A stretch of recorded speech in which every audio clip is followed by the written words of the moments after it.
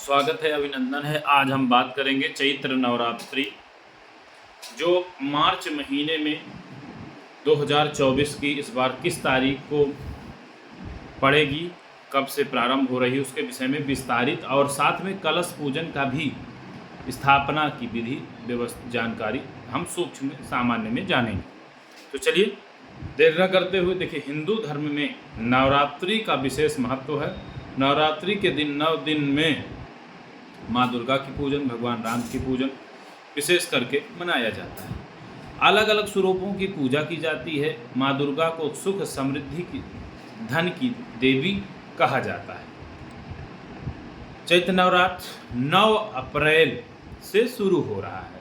9 अप्रैल को कलश स्थापना के साथ ही पहली पूजा शुरू हो जाएगी।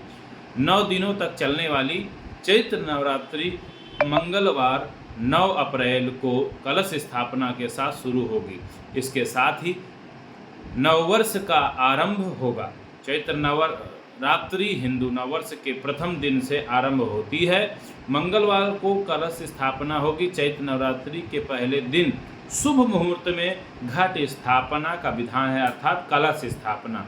हिंदू धर्म में नवरात्रि का विशेष महत्व है। सनातन धर्म में नवरात्रि के 9 दिनों में माँ दुर्गा के अलग अलग स्वरूपों की पूजा की जाती है। माँ दुर्गा को सुख, संपत्ति और धन की देवी कहा जाता है। नवरात्रि के दौरान माँ दुर्गा की विधि विधान से पूजा की जाती है। मान्यता है कि नवरात्रि में माँ दुर्गा की पूजा अर्चना करने वाले भक्तों पर माता रानी की कृपा रहती है। 15 अप्रैल को महासप्तमी, इस दिन रात में निशा पूजा की जाती है, जो 16 अप्रैल को महाअष्टमी की पूजा होगी। 17 अप्रैल को रामनवमी है। इस दिन अखंड कीर्तन होगा और 18 अप्रैल को दशमी है। अब घट स्थापना की हम बात करें तो 6:12 AM यानी कि प्रातः काल से 10:23 तक का पहला मुहूर्त है घट स्थापना का। घंटे जो है लगभग जो अवधि होगी वह 4 घंटे 11 मिनट का। घट स्थापना जो दूसरा मुहूर्त बनेगा वह बनेगा 12:03 PM यानी कि दोपहर से 12:53 PM तक। अवधि केवल 50 मिनट की होगी। अब हम बात करेंगे कलश स्थापना की जो विधि है, वह हम सामान्य रूप से अभी आपको सब बता रहे हैं, उसके विषय में जान रहे हैं। तो कलश स्थापना की मंदिर के उत्तर पूर्व दिशा में करनी चाहिए। कलश स्थापना मंदिर के उत्तर पूर्व में यानी कि दिशा में करनी चाहिए। सबसे पहले माँ की चौकी लगाकर कलश को स्थापित करना चाहिए। सबसे पहले उस जगह को गंगा जल छिड़क कर पवित्र कर लें।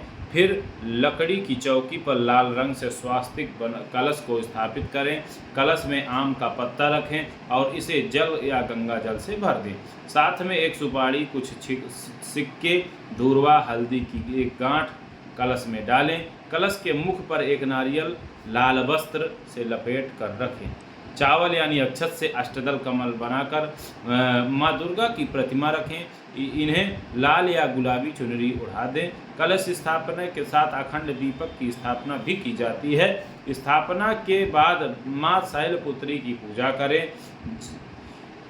हाथ में लाल पुष्प और चावल लेकर माँ शैलपुत्री का ध्यान करें, मंत्र जाप करें और फूल और चावल माँ के चरणों में अर्पित करें। माँ शैलपुत्री के लिए जो भोग बनाएं गाय के घी से बने होने चाहिए, या सिर्फ गाय के घी चढ़ाने से भी बीमारी व संकट से छुटकारा मिलता है।